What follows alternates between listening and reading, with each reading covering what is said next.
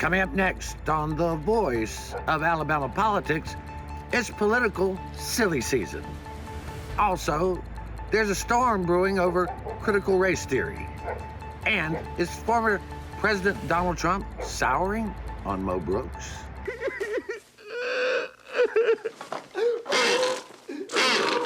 I just don't believe it. That campaign is circling the drain, baby.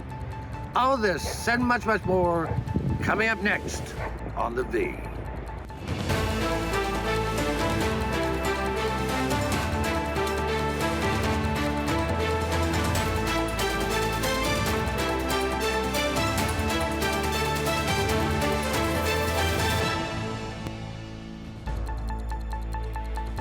Welcome to The Voice of Alabama Politics, where we tackle the tough issues so you have the hard facts.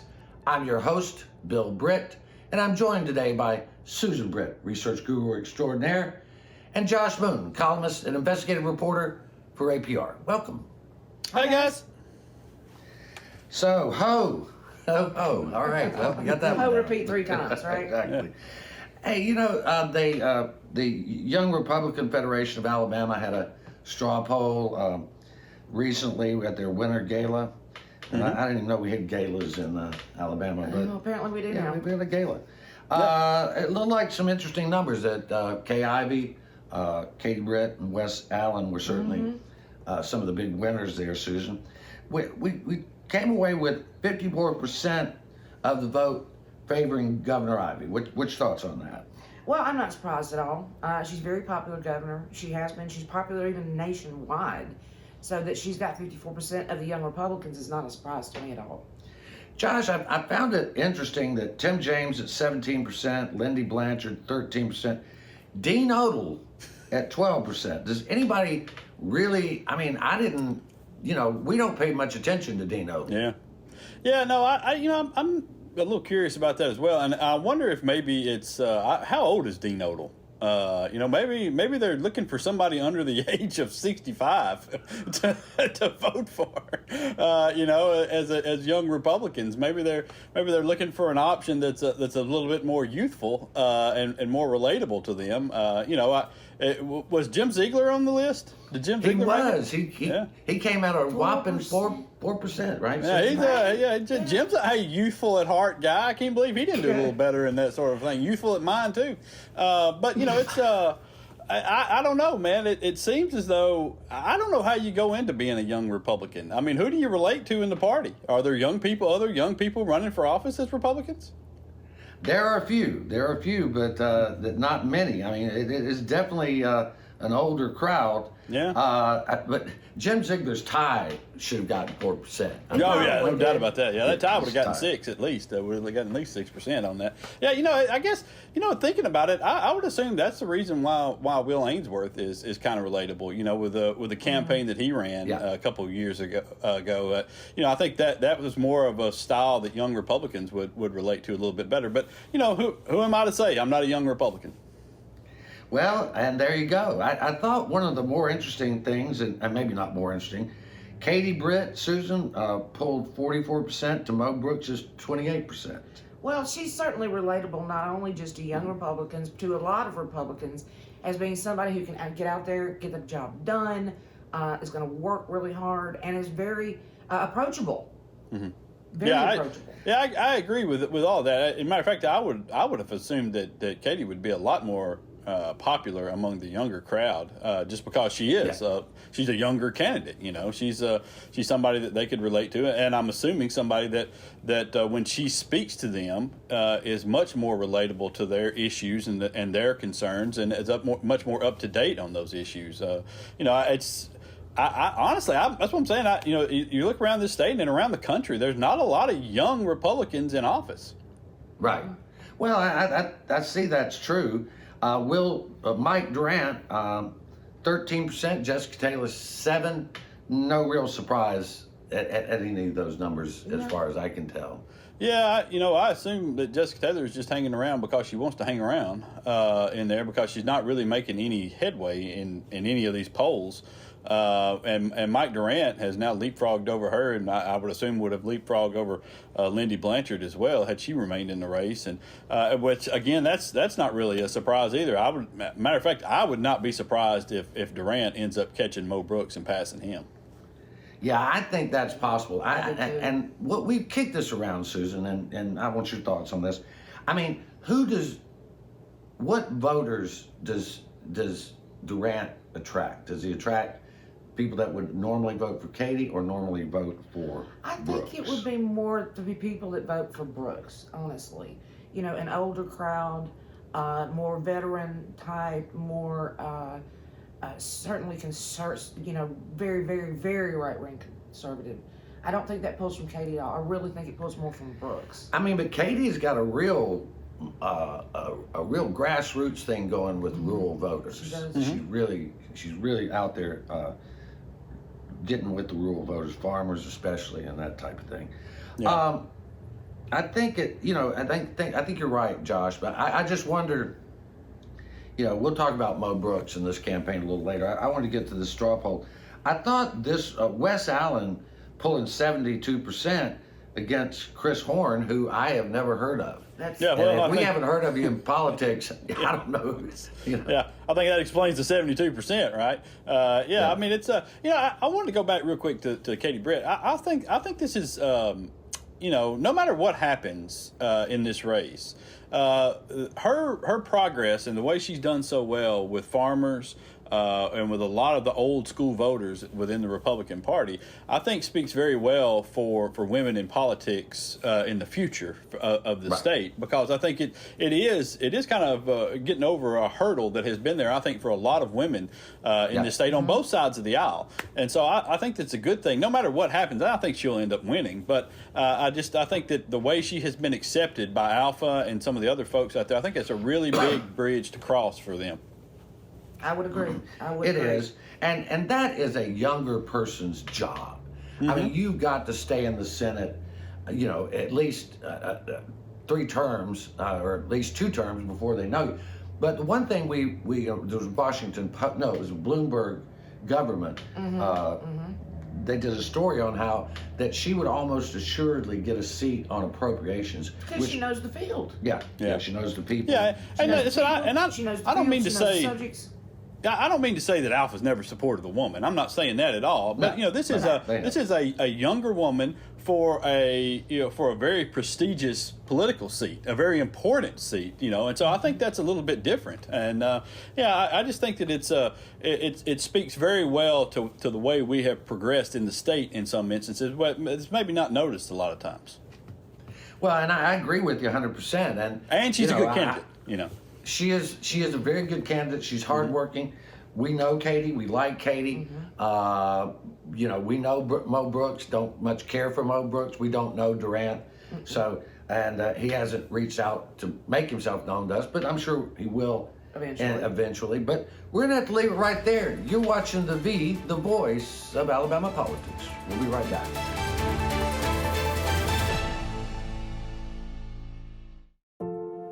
My dog Jupiter is frightened when I climb too high, the owl said.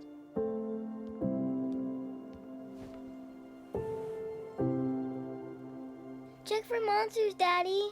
I did, honey. There are no monsters. You're perfectly safe.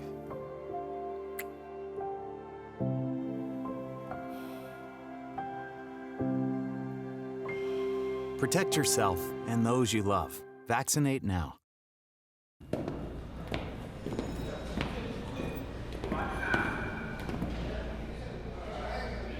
So you got caught speeding. But this time you got more than a ticket.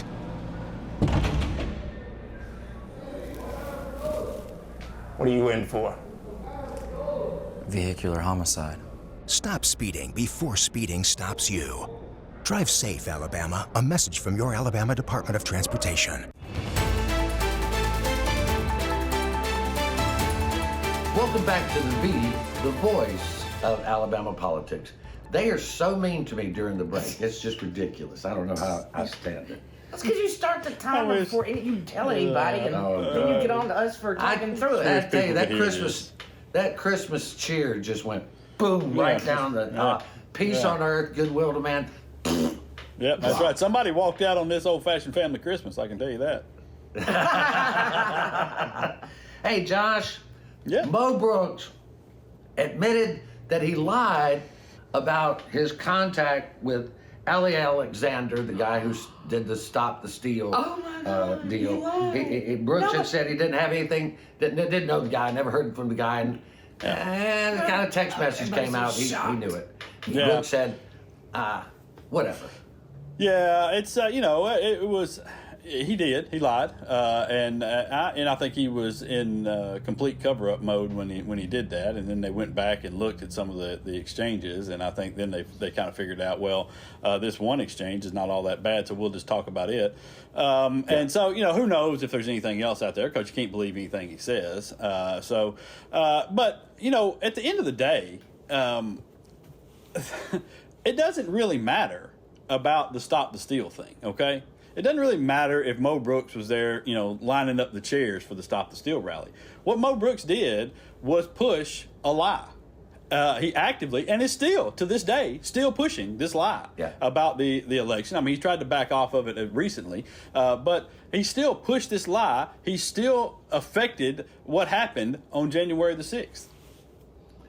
I mean, Susan, you got a guy here who tried to really, I mean, he was the main one pushing this idea that that the Congress should overthrow the election and hand it to Donald Trump. But I don't know that hurts him with the Republican base or in a Republican primary.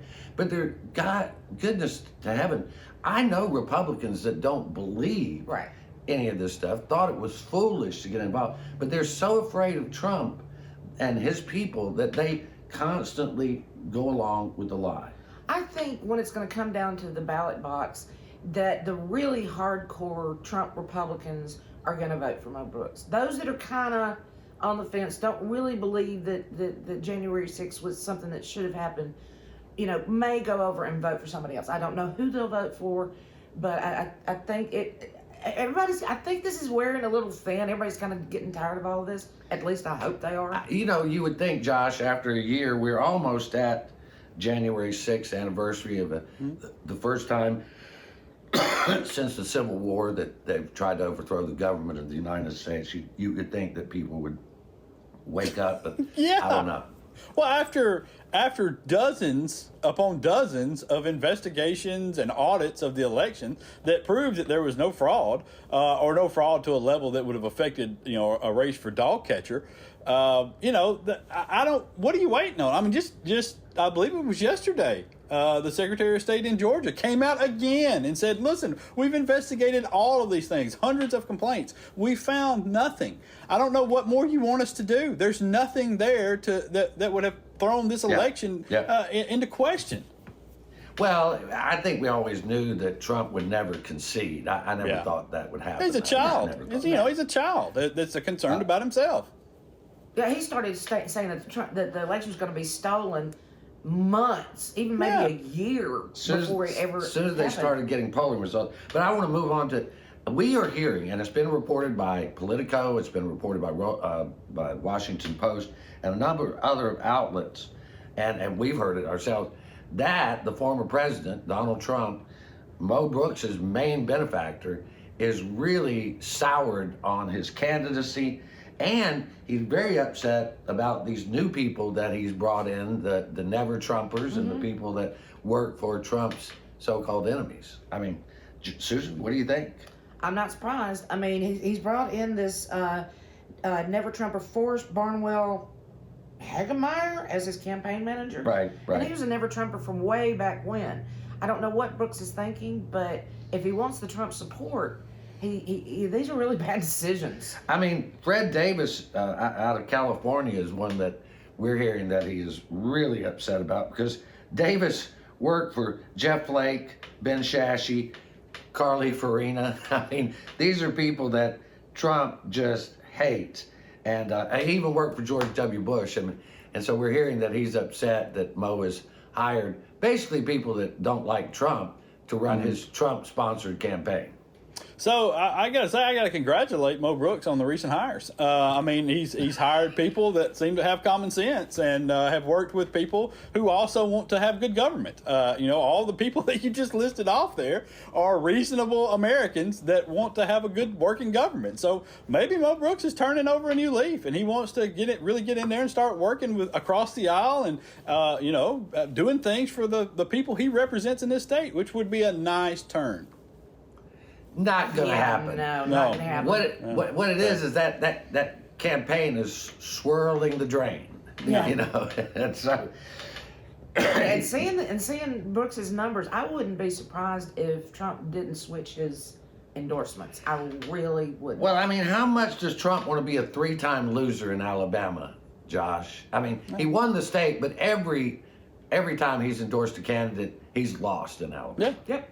Yeah, I mean it's I would not be surprised if he does this, and but I would be surprised if he didn't do it closer to the election so he could see, or to the primary so he could see exactly who was going to be the winner.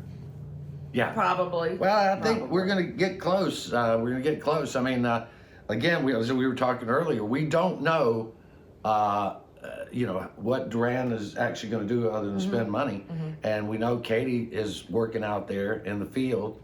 The thing is that the unknown to me is what Trump does. But you remember that recent poll done by McLaughlin showed that Trump was only moving the needle by 19% with voters. Yeah. I mean, that 19%. I would be interested to see too what that looks like after his comments on the vaccine over the last couple of days last week, and because he came out and was arguing with Candace Owens about people getting the vaccine and how effective it was and how you needed to get it, and I wonder how that's going to go with the anti-vaccine wing of the party. Yeah, and I believe he's had his booster now as well. Yeah, he's had his booster, and President Biden thanked former President Trump, and then former President Trump was like all gushy over Biden. I mean, it's a love fest that we haven't seen, but anyway, that won't last. We're gonna have to leave it right there. You're watching The voice of Alabama politics. You'll never guess what 400,000 people in the U.S. were using when they crashed their cars last year. No, not this. This. Distracted driving will kill you. Drive safe, Alabama. A message from your Alabama Department of Transportation. My dog Jupiter is frightened when I climb too high, the owl said.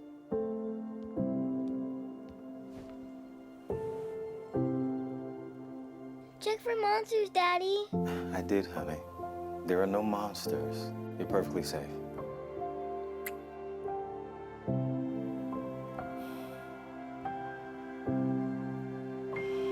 Protect yourself and those you love. Vaccinate now.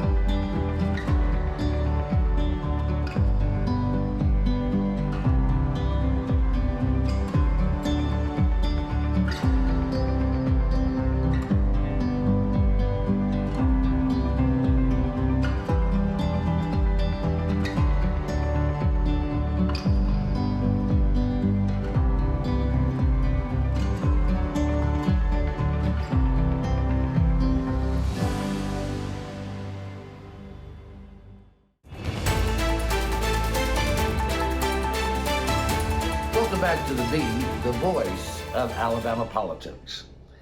The Omicron variant, however you want to pronounce it, has become the dominant strain in the United States, and it is here in Alabama. People were hoping that it wouldn't cross state lines, but once again, the state lines didn't hold up. We should build a wall. There's an invisible border around this state. Really. Yeah.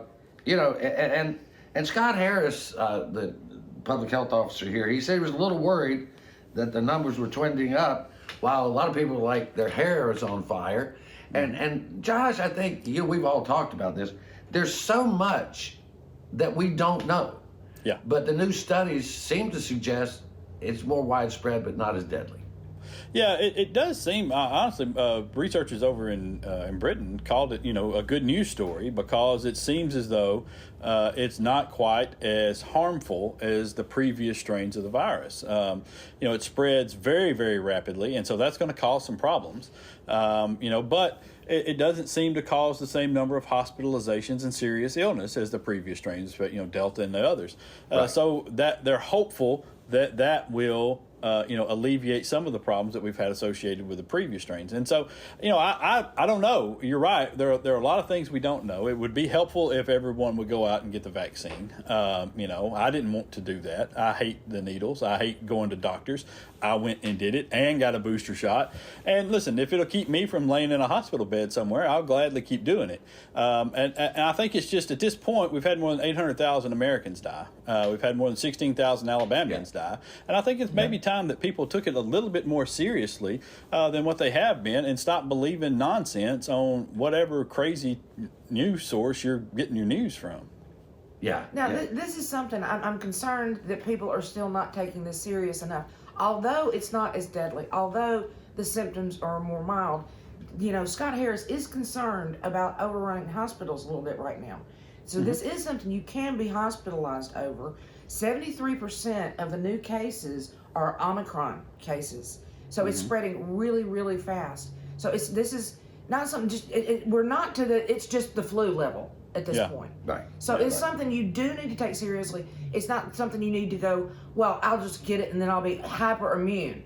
Yeah. You still need to take this seriously. Well, and unfortunately, there's a whole pockets in Alabama that are not vaccinated, and it can be very deadly to those who are not vaccinated. I want to move on here. We're going to see some craziness come up January 11th as this new session begins. And we're seeing here, this is one that's going to be a doozy. I think it passes. The legislature wants to ban critical race theory, which is an intellectual study of how race bias is part of policy and our legal system through years of racism. It is not taught in any Alabama schools. No. It has nothing to do with the Civil War or trying to make people feel bad about what race they are.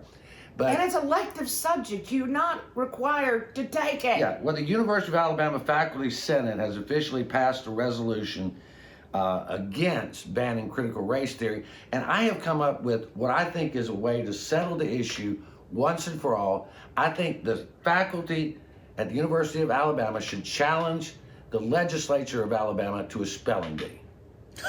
Yeah, well, I don't think that'd last very long. I just it's so dumb. I mean, really, the whole thing is so dumb, and it's so made up, and it's playing on the very racism that they're insisting doesn't exist anymore.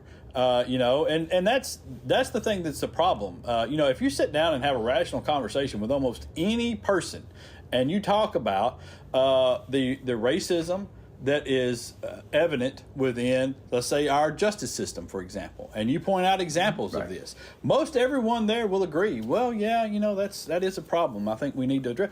That's what the hell this is talking about, okay? That's what we're talking about. You're not trying to make people feel guilty, and it's sure as hell not in schools, okay? It's not in your elementary or middle school or high school courses where they're teaching about slavery and what happened. Now, do they teach that white people were responsible for slavery and Jim Crow laws and oppression? Hell yeah, because white people were responsible for these things. But that's not related to critical race theory. That's not what this study is about. All right, if you feel guilty about that, then you know what? Maybe teach your kids better and make sure that this stuff doesn't happen anymore. There's something I find really interesting. Critical race theory's been around for 40 years, okay?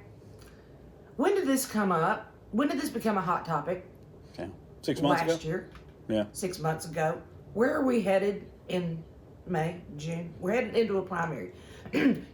Last year, year before last, you heard nothing about critical race theory. Nothing. Zip crickets, okay? Now that we're going into a primary, all of a sudden it's a big topic, even though it's been around 40 years. Well, and that's what we were talking about, political silly season. I mean, I expect that soon there'll be book bannings. There already are. Yeah, there already are. They're already trying to ban books. They're already trying to reshape the conversation of slavery so you don't hurt white people's feelings about it. These are things that are happening. And listen, they're happening from one political party here, okay? And it's a political party that is out of ideas and doesn't have anything to offer in terms of policy. And so this is the sort of nonsense and BS that they're relying on right now instead of just going out and governing. Well, I think, and there's so much hatred and division right now. I expect that somebody is going to suggest a bonfire of the vanities and that people need to bring out all their stuff and burn it so they're in good standing with the GOP. Probably not a good idea. I want to get to one last thing, and this is some positive news. Congressman Jerry Carl out of Mobile is backing the new I-10 Bridge and Bayway project. It's a very different project than the one that was attacked before. This project, the maximum of a toll is $250. People can cross the bay several other ways that are not tolled. This looks like a good opportunity to get something done. I agree. I think one of the biggest things that has made this so favorable to the people is that once the bridge is paid for, the toll goes away. Right. So, I mean, I think that's more palatable to a lot of people. And Josh, we got about nearly $150 million for the federal government that's going to go away if we don't use it. I think y'all know my thoughts. I know that that some people like this and some people don't. We got a brand new gas tax. I'm not a toll guy. I'm just not. I can't get behind it. If you want to build it for the people and use the money, tax the people appropriately and use that money. Don't charge people to go across your bridge. Well, there's the counterpoint. Yeah. Jerry Carl, thank you for lending your support. You don't have Josh's vote. All right, we're gonna have to leave it right there. You've been watching the voice of Alabama politics. You watch us because we watch them.